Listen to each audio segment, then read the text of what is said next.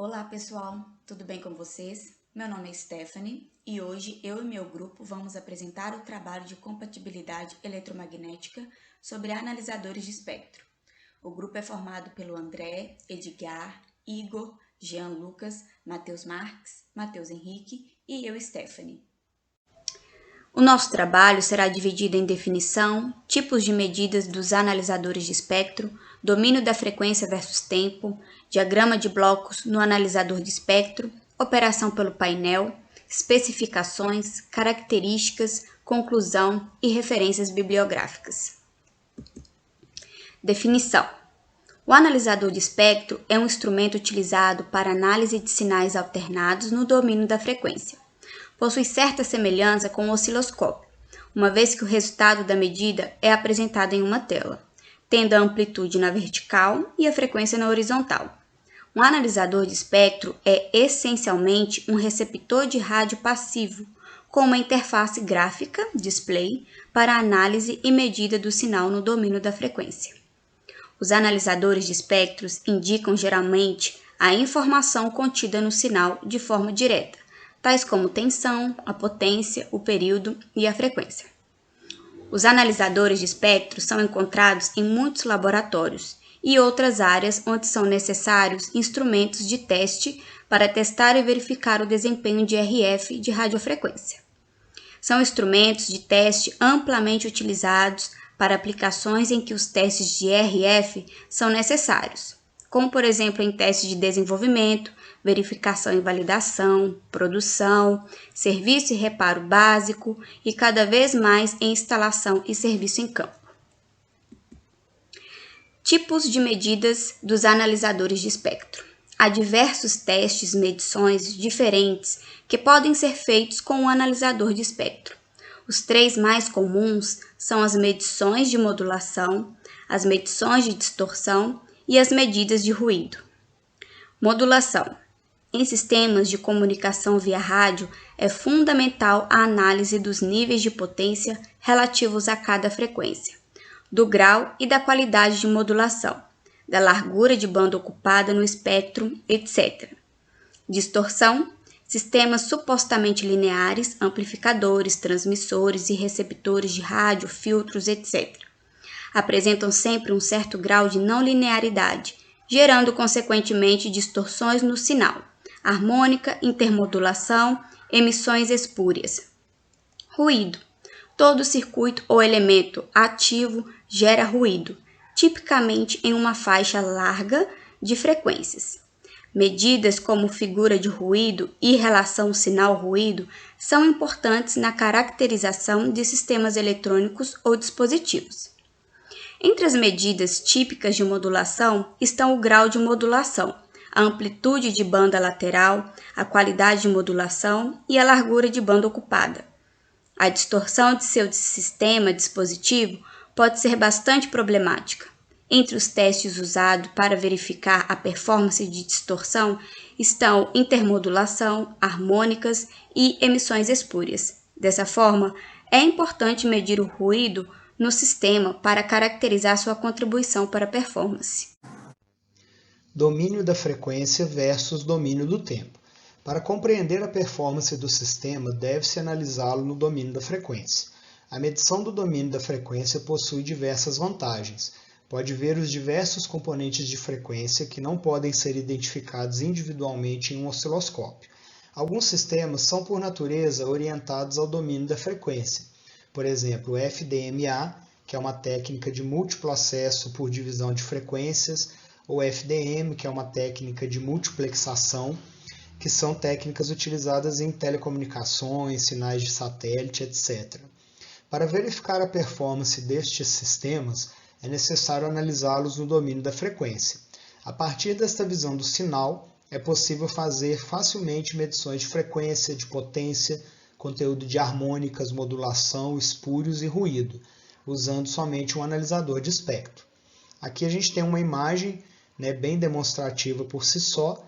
Neste plano seria a tela exibindo os sinais no domínio do tempo, e nesse plano adjacente os mesmos sinais sendo exibidos no domínio da frequência.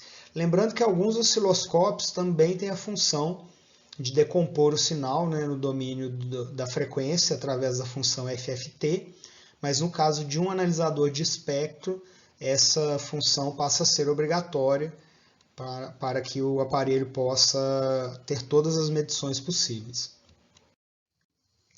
Diagrama de blocos do analisador de espectro. Este é um diagrama de blocos básico de um analisador de espectro sintonizado em varredura. Entre os principais componentes de um analisador de espectro estão atenuador de entrada de radiofrequência, misturador, ganho de FI, que é a frequência intermediária, filtro de FI, detector, filtro de vídeo, tela, CRT, gerador de varredura e oscilador local.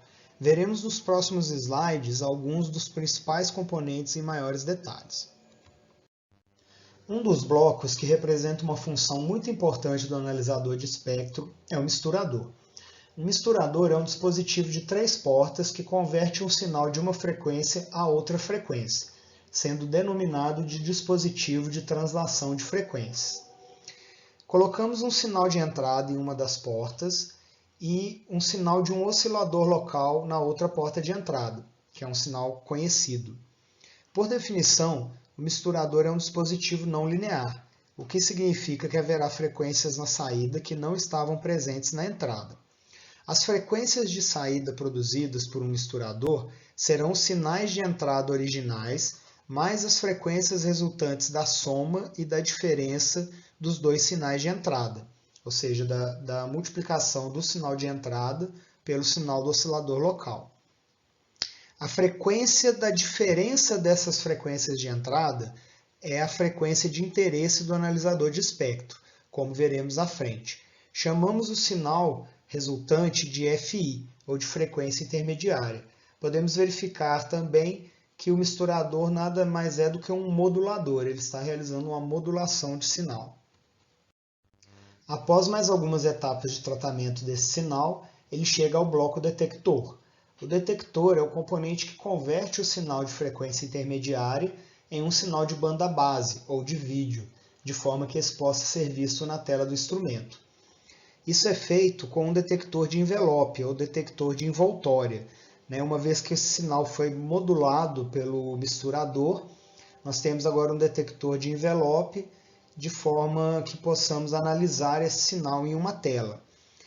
A maior parte dos analisadores de espectro modernos possui telas digitais. Então, primeiramente, o sinal é digitalizado através de um conversor AD, analógico digital. Isso permite o uso de diversos modos de detecção desse sinal, o que pode afetar bastante o modo como o sinal é exibido. Podemos ter a detecção positiva, que exibe o maior valor de cada point aqui, de cada beam. Podemos ter a detecção negativa, podemos ter a detecção amostral, que exibe o último valor, porque aqui está sendo feita uma discretização desse sinal, de forma a ser tratado como um sinal digital. Olá, eu sou Edgar. Eu vou dar continuidade aqui à explicação do diagrama de blocos do analisador. O bloco do filtro de vídeo nada mais é do que um filtro do tipo passa-baixa. Ele é localizado após o detector e antes do CRT. O CRT é o display onde são mostrados o sinal ruidoso e o sinal medido. O filtro é usado para determinar o valor médio, ou se não também pode ser aplicado para suavizar os pontos da curva mostrados na tela. Como a gente pode ver aqui, o sinal mostrado com muito ruído e quando aplicada a suavização. O analisador de espectro ele consegue mostrar o sinal mais o ruído. E dessa forma, se o sinal estiver muito próximo do ruído, vai ser difícil de vê-lo. Se mudarmos o valor do VWB, podemos reduzir essas variações de pico a pico do ruído e está facilitando aí a visualização do sinal. Os outros componentes também que a gente pode ver aqui no diagrama é o LO, que é o oscilador local. Ele é controlado por tensão e fornece a frequência para a entrada do misturador. O gerador de varredura é usado para sintonizar o LO, alterando a frequência com base na proporcionalidade da tensão da rampa. Esse gerador também controla a deflexão horizontal do feixe do CRT, do display, criando o domínio da frequência no eixo X. O atenuador da entrada RF é usado para ajustar o nível do sinal no misturador. É uma função importante porque ela consegue proteger o misturador dos sinais de níveis altos ou de banda larga. Esses sinais podem fazer o misturador entrar em sua zona de compressão. O ganho do FI é usado para ajustar a posição vertical dos sinais na tela e sem afetar o nível do sinal do misturador. Vou falar um pouco agora sobre o funcionamento do conjunto aqui. O sinal a ser analisado, ele é colocado na entrada do analisador. Este sinal, por sua vez, é combinado com o oscilador local, através do misturador, para ser convertido em FI. Esses sinais são enviados ao filtro de FI, cuja saída é detectada, indicando a presença de um sinal na frequência sintonizada, que foi escolhida pelo operador.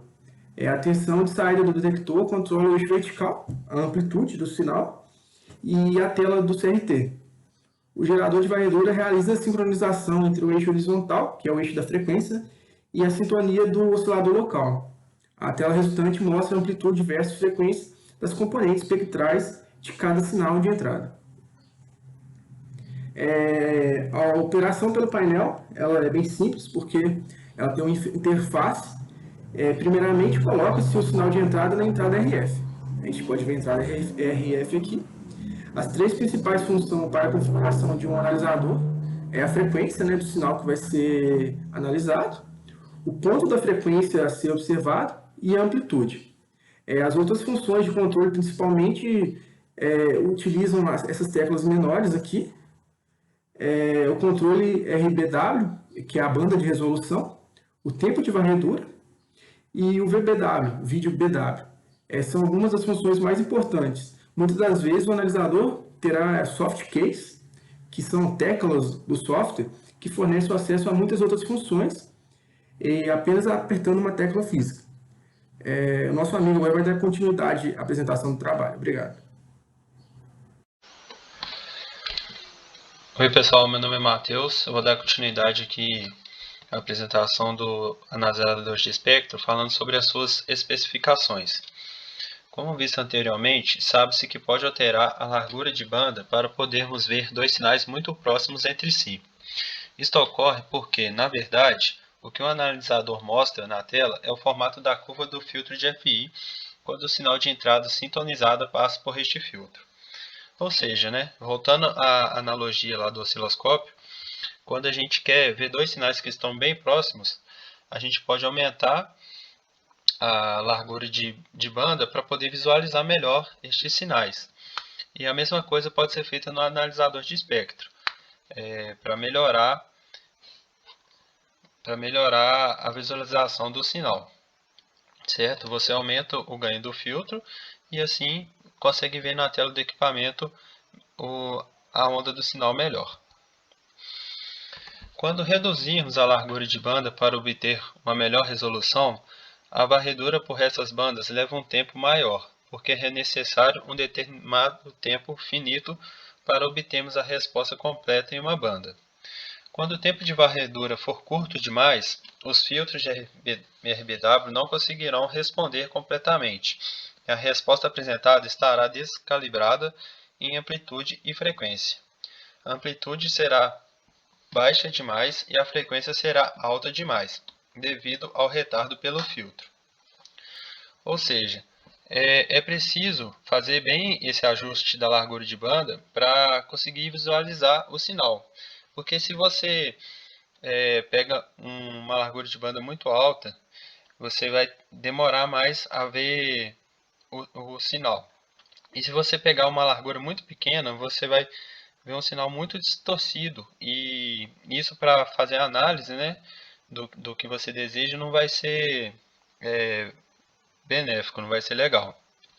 E geralmente esses aparelhos eles contam com uma tecla para fazer esse ajuste automático, para facilitar quando não se sabe bem o tempo que se deve utilizar.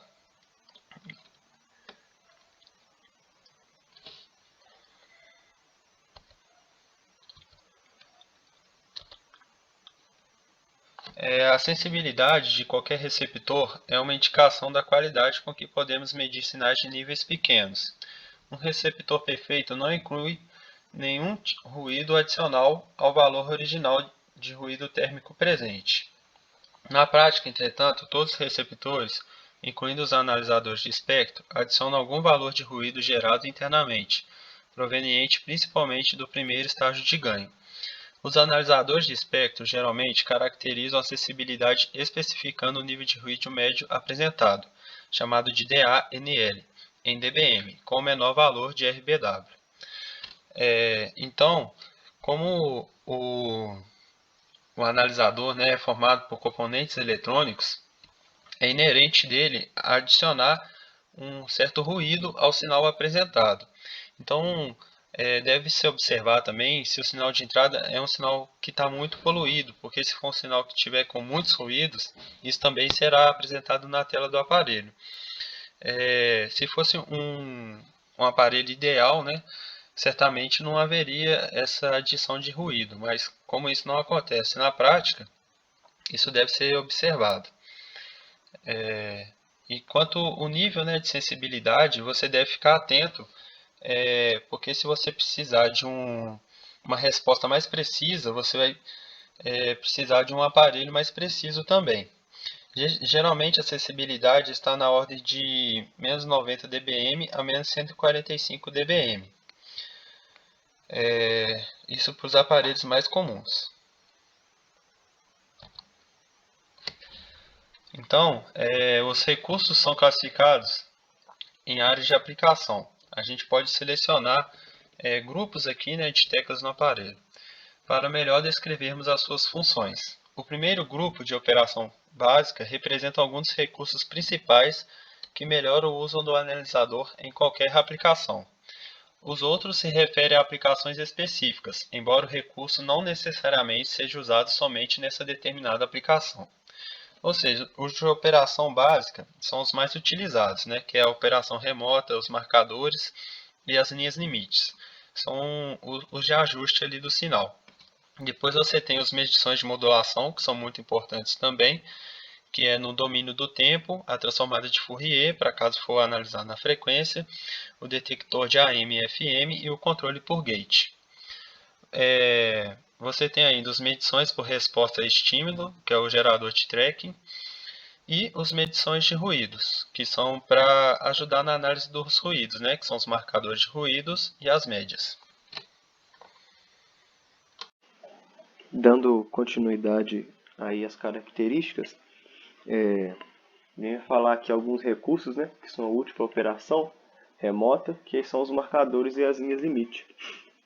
A gente trabalha em áreas, né, que as aplicações exigem rotina repetitiva, alta velocidade e demanda muito grande. Então, a operação tem que ser feita com o pessoal qualificado e com uma técnica, né, bem específica. E tudo isso na automação pode ajudar a gente. Os marcadores a gente pode encontrar bem rapidamente e bem precisa a amplitude e a frequência dos picos de sinais e determinar a diferença entre esses picos. Os analisadores mais modernos de espectro oferecem o recurso de linha limite eletrônica. Com esse recurso, pode comparar os dados da curva com um conjunto de parâmetros de amplitude e frequência, ou o tempo. Enquanto o analisador de espectro estiver varrendo a faixa de medição, quando o sinal de interesse estiver dentro das fronteiras da linha limite. Quando estiver dentro das fronteiras, o analisador vai apresentar a mensagem PASS, que é aprovado. E se ultrapassar essas fronteiras, vai vir a mensagem FAIL, né, que é o reprovado.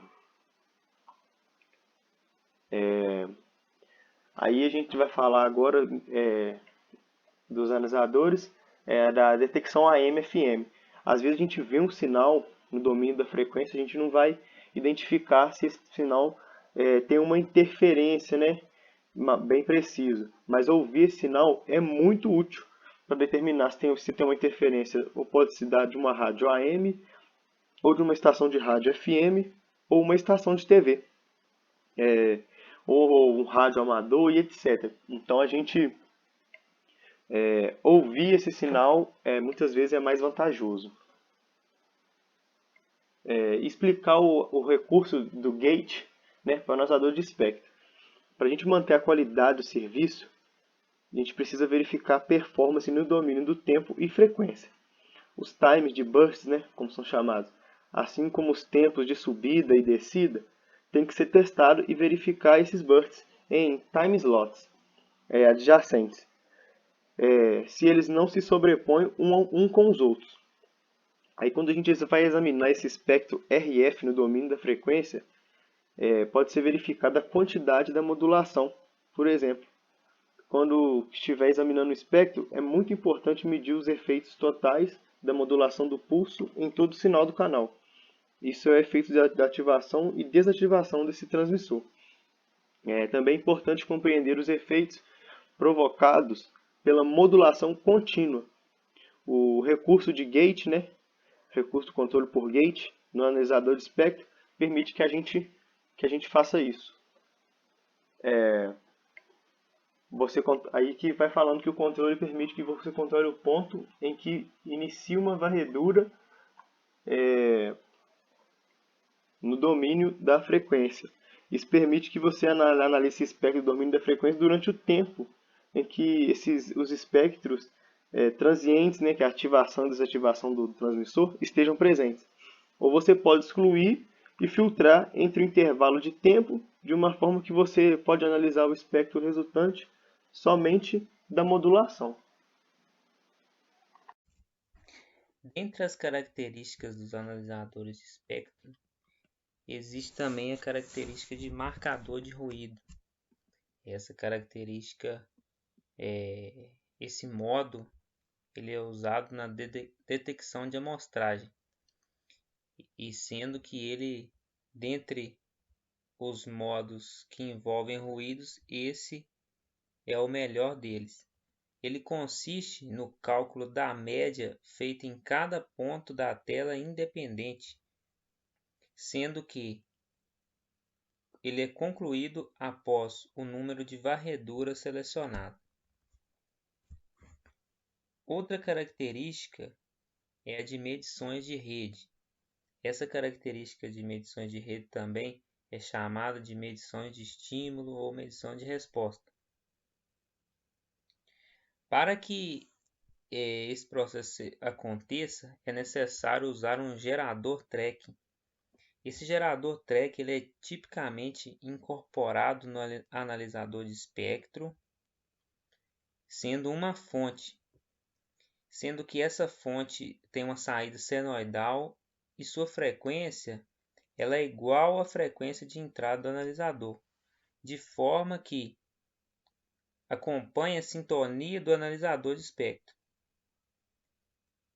Então, a saída do gerador tracking é conectada à entrada do DUT e a resposta é medida pelo analisador. Como vocês podem ver aqui, que está representado aqui como receptor. O gerador tracking ele acompanha o analisador conforme o analisador avança em sua varredura, de forma que permita a medição das características de transferência de seu dispositivo. Bom, turma, então uma falha muito comum, né, uma curiosidade trazendo para vocês, né, que uma falha muito comum encontrada pelos projetistas durante um teste completo de conformidade de AMC é devido às emissões irradiadas, né. Então, em cima disso, né, o pessoal trabalha aí com a utilização de analisador de espectro de frequência em tempo real, com capacidade de conseguir identificar, né, sinais intermitentes, poucos frequentes com alta precisão e alta probabilidade de intercepção. Então, e antes deles escolherem, né, qual que é o melhor analisador e a tempo de espectro de frequência em tempo real, é importante a gente ver algumas características, né, que é aí a ampla faixa de frequência, né, para ele conseguir cobrir aquela faixa de medição que está trazendo problemas, né, piso de baixo ruído, detector de pico, quase pico, AVG, interface programável, ser um equipamento confiável, né, e também aí o software incluso dentro dele, né, poder trazer ganhos, a gente conseguir contabilizar os ganhos e perdas dos acessórios, né, a gente ter aplicação em linhas de limite e também trazer imagens, né? E para a gente trazer relatórios para trazer ganhos aí e a gente conseguir ter tomadas de decisões interessantes aí em cima aí dos problemas que trazem aí as frequências específicas aí do nosso MC. Seu fone tá desconectando. Não, então ficou horrível. Vamos lá então, pessoal. Eu vou comentar para vocês agora, né? Fazer concluir o nosso trabalho aqui no domínio do analisador de espectro, né, de frequência. Então, é uma baita ferramenta, né, que foi criada aí no decorrer dos anos. Quando a gente tem um sinal muito distorcido no domínio do tempo, né, nem sempre a gente consegue tirar muitas informações dele da maneira como que ele está presente, né? Ele é um conjunto de vários senoides e quando a gente passa esse sinal para o domínio da frequência em si, né, a gente consegue trazer mais informações do nosso sistema, né, identificar ali quais são as distorções harmônicas que estão gerando nesse sistema. E aí, pessoal, é muito interessante, né, que essa ferramenta proporciona para a gente. A pessoa que, quando ela criou ela, ela pensou a seguinte maneira, né? Porque eu não criar um filtro fixo num domínio da frequência, né? Um filtro passa-banda, por exemplo, né? Colocaria aqui um filtro que ele ia pegar essa informação aqui e, resumidamente, né, ele pega esse filtro e desloca esse filtro durante aqui o comportamento do nosso sistema. Aí ele traz uma variação e traz o resultado final do comportamento daquele sistema no domínio do tempo. Então a gente consegue, né, então, resumidamente, né, a gente deixa fixo o nosso sistema no domínio do tempo, e a gente cria um filtro passa-banda no domínio da frequência, então a gente gera, né, uma variação da frequência e consegue ver o comportamento desse nosso sistema. Então, a gente consegue também, né, identificar tudo isso quando a gente visualiza, né, o espectro de frequência de uma tensão de soldagem. Então, esse aqui é o resumo, né, FFT aqui do trabalho que foi de um sinal de entrada, né, na tensão de soldagem, e a gente vê que a gente tinha um comportamento no tempo, com várias harmônicas que interferiam no sistema aqui, e através da FFT, né, a análise da frequência, do comportamento da frequência, a gente consegue entender o comportamento do sinal, o espectro da amplitude, então, ver os principais impactos que a gente está tendo, né, então a gente vê aqui a princípio, né? A gente vê interferência aí da terceira harmônica. Então, é uns ganhos que trouxe para o nosso sinal, né? Para que a gente crie filtros, até mesmo para tirar aqueles sinais indesejados que estão impactando, enxergar exatamente o comportamento daquele sistema que a gente quer analisar. Então, ele consegue fazer uma rápida análise de Fourier. A gente consegue também, tem controles, né? Gerar aí ganho de visualização, né? A gente tem um filtro de vídeo que ele traz a visualização através do osciloscópio para as pessoas que estão manuseando a ferramenta, né?